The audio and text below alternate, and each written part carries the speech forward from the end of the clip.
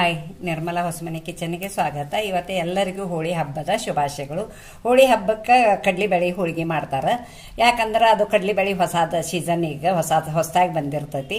ಹೊಯ್ಕಂದ್ ಬಾಯಿ ಹೋಳಿಗೆ ತುಪ್ಪ ಅಂತ ಖಾರ ಹೋಳಿಗೆ ಮಾಡ್ತಾರೆ. ಆದ್ರೆ ನಾ ಈ ಸಲ ಕಡ್ಲಿಬೇಳೆ ಹೋಳಿಗೆ ಮಾಡಾಕತ್ತಿಲ್ಲ, ಸಜ್ಜಕದ ಹೋಳಿಗೆ ಮಾಡತ್ತೇನಿ. ಎಣ್ಣೆಕ ಕರ್ದದ ಸಜ್ಜಕದ ಹೋಳಿಗೆ ಮಾಡಾಕತ್ತೇನಿ. ಮಾಡೋದ ತೋರಿಸ್ತೇನಿ. ನಾನು ಮಾಡ್ತೀನಿ, ಮಾಡಿ ತಿಂತೇನಿ, ನೀವು ಮಾಡಿ ತಿನ್ನಿ. ಮತ್ತೆ ಈಗ ಅದಕ್ಕೆ ಏನೇನು ಸಾಮಗ್ರಿಗಳು ಬೇಕನ್ನೋದು ಹೇಳ್ತೀನಿ. ಇದು ಕೇಸರಿ ರವ. ಇದು ಹುರಿದೇ ಇಲ್ಲ ಇನ್ನು ನಾನು, ಹಂಗಾಗಿ ನಿಮಗೆ ತೋರ್ಸಾಕಂತ ಕಲರ್ ಚೇಂಜ್ ಆಗಿರ್ತೈತಲ್ಲ, ಹುರಿದ ಕೂಡಲೇ ಅದಕ್ಕೆ ಇದನ್ನು ಹಿಂಗೆ ತೋರ್ಸಾಕತ್ತೇನೆ ನಿಮಗೆ. ಇದು ಕೇಸರಿ ರವ, ಇದನ್ನು ಸೈಡ್ಗೆ ಇಡ್ತೇನೆ. ಈಗಾಗಲೇ ನಾ ಹುರ್ಕೊಂಡೇನಿ ಒಂದು ವಾಟೆದ್ದು. ಒಂದು ವಾಟೆಗೆ ಒಂದು ವಾಟೆ ಬೆಲ್ಲ ತೊಗೊಂಡೇನಿ. ಏಲಕ್ಕಿ ಪುಡಿ ಒಂದು ಸ್ವಲ್ಪ ಇಟ್ಕೊಂಡೇನಿ, ಉಪ್ಪು ಒಂದು ಸ್ವಲ್ಪ ಇಟ್ಕೊಂಡೇನಿ. ಮಾಡೋ ವಿಧಾನ ತೋರಿಸ್ತೇನೆ ನೋಡಿ. ಇಲ್ಲೇ ಕರುಬಾಳ್ಗಿ ಇಟ್ಕೊಂಡೇನಿ. ಇದೇನು ಒಂದು ವಾಟೆ ಬೆಲ್ಲ ತೊಗೊಂಡೇನಿಲ್ಲ, ಇದು ಬೆಲ್ಲ ಹಾಕಾಕತ್ತೇನೆ. ಇದು ಒಂದು ವಾಟೆ ಬೆಲ್ಲ, ಇದಕ್ಕೆ ಬೆಲ್ಲಕ್ಕೆ 2 ಗ್ಲಾಸ್ ನೀರು ಹಾಕ್ತೇನೆ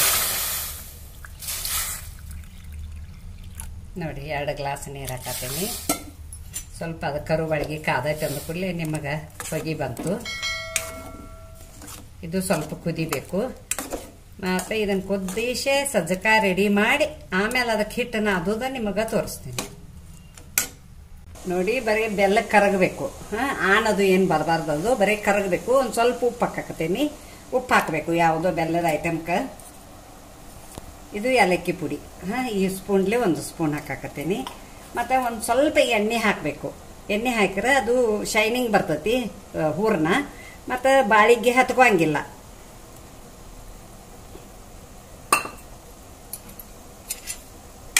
ನೋಡಿ ರವೆ ಹಾಕ್ತೇನೆ.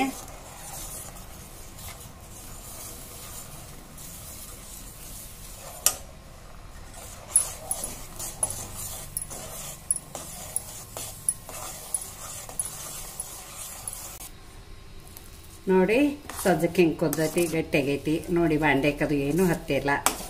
ರವೆ ಎಷ್ಟು ಚಂದ ಕಲರ್ ಕಾಣಕತ್ತೈತಿ. ನೋಡಿ ತೆಳಗಿನ ಮಟ ತೋರ್ಸತ್ತೇನೆ. ಅದಕ್ಕೆ ಒಂದು ಚಮಚ ಎಣ್ಣೆ ಹಾಕಿ ಮಾಡ್ಬೇಕು ಯಾವಾಗಿದ್ದರು. ಈಗ ಇದನ್ನು ಸ್ವಲ್ಪ ಫ್ರೈ ಮುಸ್ತೇನೆ, ಹಿಂಗೆ ಸ್ವಲ್ಪ ಮುಸ್ತೇನೆ. ಆಮೇಲೆ ಹಿಟ್ಟನದು ತೋರಿಸ್ತೇನೆ ನೋಡಿ. ಹಿಟ್ಟನದು ತೋರಿಸ್ತೇನೆ ಅಂತ ಹೇಳಿದ್ದೀನಿ. 1 ಬೌಲ ಮೈದಾ ಐತಿದು. ಇದು ಒಂದು ಅರ್ಧ ಬೌಲ್, ಒಂದು ಸ್ವಲ್ಪ ಬೌಲ್ಗೆ ಕಮ್ಮಿ ಗೋಧಿ ಹಿಟ್ಟೈತಿ ಹಾಕತ್ತೇನೆ. ಮತ್ತು ಇದು ಒಂದು ಸ್ವಲ್ಪ ಉಪ್ಪ,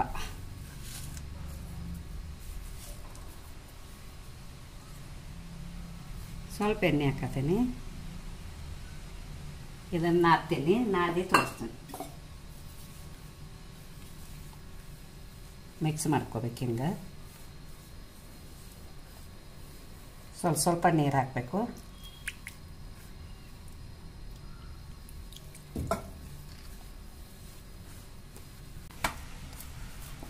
ನೋಡಿ ಈ ಹಿಂಗೆ ನಾದಿದೇನು. ಮತ್ತು ಇದಕ್ಕೊಂದು ಸ್ವಲ್ಪ ಎಣ್ಣೆ ಹಚ್ಚಿಡತ್ತೇನೆ. ಮುಸ್ತೇನೆ. ಇದನ್ನು ಮುಚ್ಚಿ ಒಂದು 10 ನಿಮಿಷ ಬಿಟ್ಟು ಹೋಳಿಗೆ ಮಾಡೋದು ತೋರಿಸ್ತೇನೆ. ಸ್ವಲ್ಪ ಕೈಗೆ ನೀರು ಹಚ್ಕೊಂಡು ಇದನ್ನು ಹಿಂಗೆ ಒಂದು ಸ್ವಲ್ಪ ಭಾಳ ತಿಳುವು ಮಾಡ್ಕೋಬಾರ್ದು, ತುಂಬಾಕ ಬರಂಗಿಲ್ಲ ನಿಮಗೆ. ಅದಕ್ಕೆ ಇದು ಮೆತ್ತಗೆ ಚಲೋ ಆಗ್ತದಲ್ಲ, ಅದಕ್ಕೆ ಹಿಂಗೆ ಮಾಡಬೇಕು. ಈಗ ಇವನ್ನ ಸಣ್ಣ ಸಣ್ಣ ಉಂಡೆ ಮಾಡ್ತೀನಿ. ಲಟ್ಸೋದಾದ್ರೆ ಒಂದು ಸ್ವಲ್ಪ ದೊಡ್ಡ ಉಳ್ಳಿ ಮಾಡ್ಕೋಬೇಕು. ತುಂಬಿ ಕರಿದಾತಂದ್ರೆ ಸಣ್ಣ ಉಳ್ಳಿ ಮಾಡ್ಕೋಬೇಕು. ಇಷ್ಟಿಷ್ಟು ಸಣ್ಣ ಮಾಡ್ಕೊತೀನಿ ನೋಡಿ. ಇದನ್ನ ಹಿಂಗೆ ಮಿದ್ದಬೇಕು. ಮಿದ್ದೆ ಮೆತ್ತಗೆ ಮಾಡ್ಕೋಬೇಕು ಸ್ವಲ್ಪ.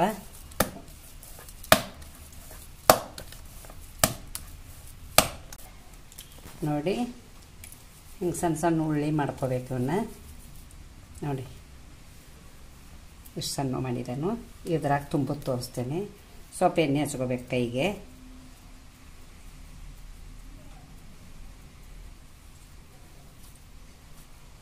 ನೋಡಿ ಎಷ್ಟು ಮೆದುವಾಗೈತಿ ಇದು.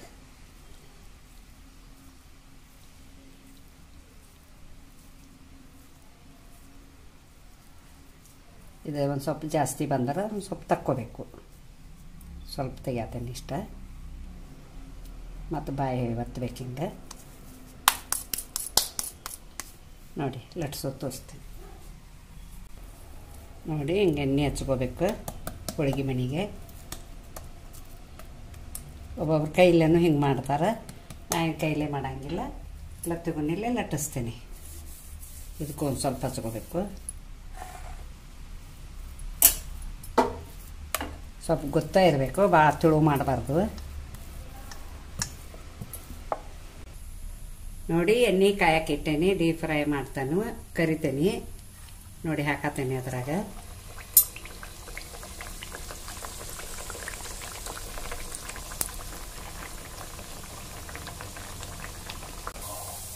ನೋಡಿ ಹೊಳಿಸಿ ಹಾಕ್ತೇನೆ, ಸಾವಕಾಶ ಹಾಕಬೇಕು ಒಂದು ಸ್ವಲ್ಪ.